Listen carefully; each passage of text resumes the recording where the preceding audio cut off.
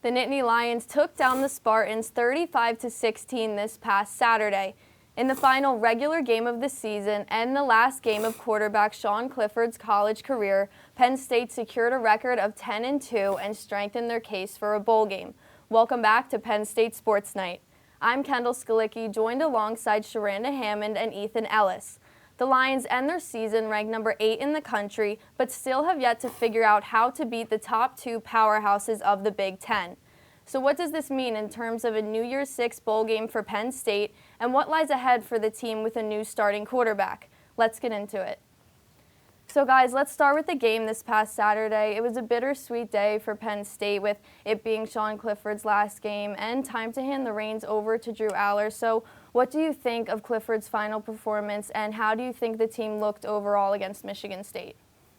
Yeah, I think Clifford's final performance was just a great one. I think it was very fitting to end his season here at Penn State and like his long tenure here at Penn State, much to fans' dismay. But I think him throwing for 4 touchdowns and 202 yards was definitely a great show and a great way to show off like just how good he is and how much he means. I think I speak for myself personally when I think he's the Mr. Penn State of football, because he's just been here so long and he literally bleeds blue and white. And I think for looking outward, you have the O-line looks a little bit more promising than earlier on in the season. And the defense had a few slip-ups. They saw a little bit of their weaker side, but I think the rest of the season, the bowl game and then next season is going to be a really good one.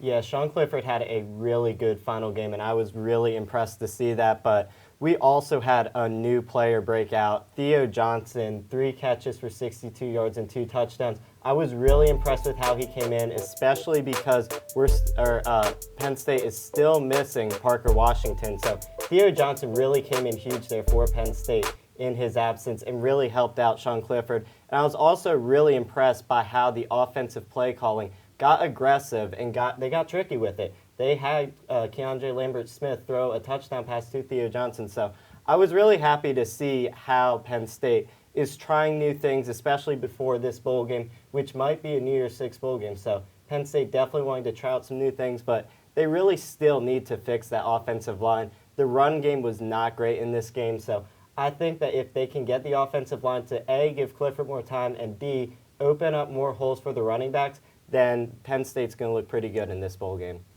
And that brings me to my next question. Do you think this win against Michigan State brings Penn State into a better position for a New Year's Day bowl game? And also keeping in mind that LSU, Clemson, and Oregon all lost this past Saturday.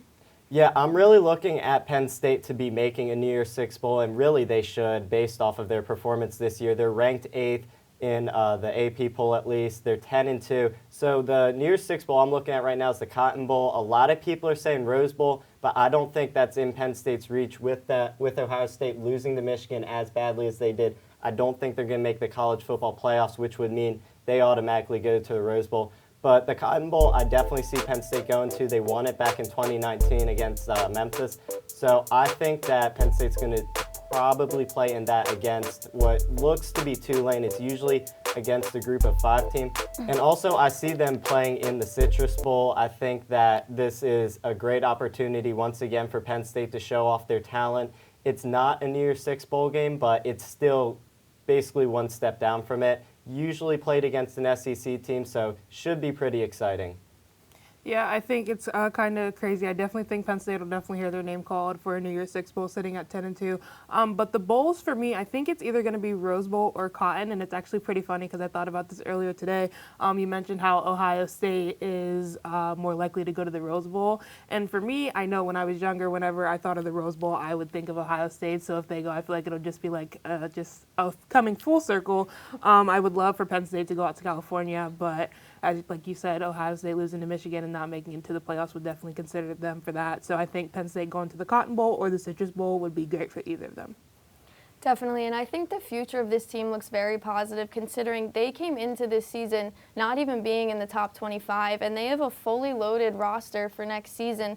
So if Drew Allar lives up to expectations, what do you think the next season is going to look like for this team? Yeah, I think definitely everyone has seen Penn State's run game, and I think that the future looks promising in Kaytron Allen and Nicholas Singleton. You also have to take into account the Penn State returners that are going to have with the tight ends and Theo Johnson and Tyler Warren and Brenton Strange.